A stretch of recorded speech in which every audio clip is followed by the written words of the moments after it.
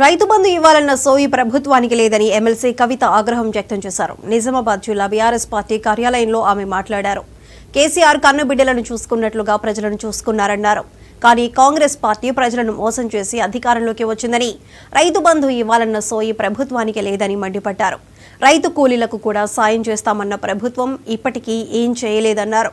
రాష్ట్రంలో మహిళలకు భద్రత లేదని, రాష్ట్రంలో ప్రతి 3 గంటలకు మహిళలపై ఒక అత్యాచారం జరుగుతోందని ఆందోళన వ్యక్తం చేశారు. ప్రతి 5 గంటలకు ఒక మహిళ కిడ్నాప్ అవుతోందని, మహిళా భద్రత కోసం కేసీఆర్ షీ టీమ్స్ ఏర్పాటు చేశారని గుర్తు చేశారు. ఇప్పుడు పోలీసులు కాంగ్రెస్ నేతల చుట్టూ తిరగడం తప్ప ఏం చేయటం లేదని ఆరోపించారు.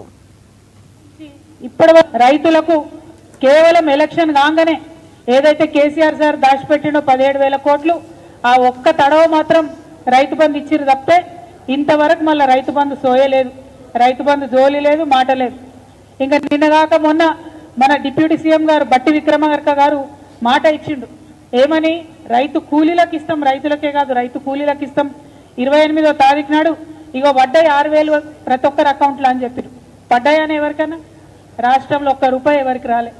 భూమి ఉన్నోడికి లేదు పైసలు, భూమి లేనోడికి లేదు. మాటలు చెప్పుడు తప్పితే వేరే చేసిందేం లేదు.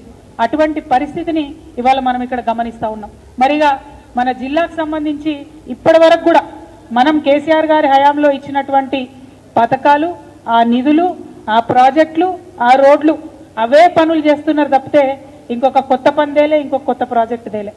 తెచ్చుకునేటటువంటి ఆలోచన మరి ఇక్కడ ఉన్నటువంటి గెలిచినటువంటి ఎమ్మెల్యేలకు కూడా ఉన్నట్టుగా కనబడతలేదు.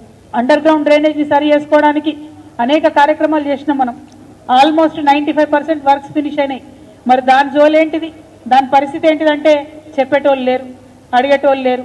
జిల్లాకు ఒక కమిషనర్ లేకపోతే క్రైమ్ రేట్ ఆల్మోస్ట్ 10% పెరిగింది. ఇవాళ ఎంత దారుణం అంటే తెలంగాణ మొత్తంలో ప్రతి 3 గంటలకు ఒక అత్యాచారం జరుగుతున్నది మహిళల మీద.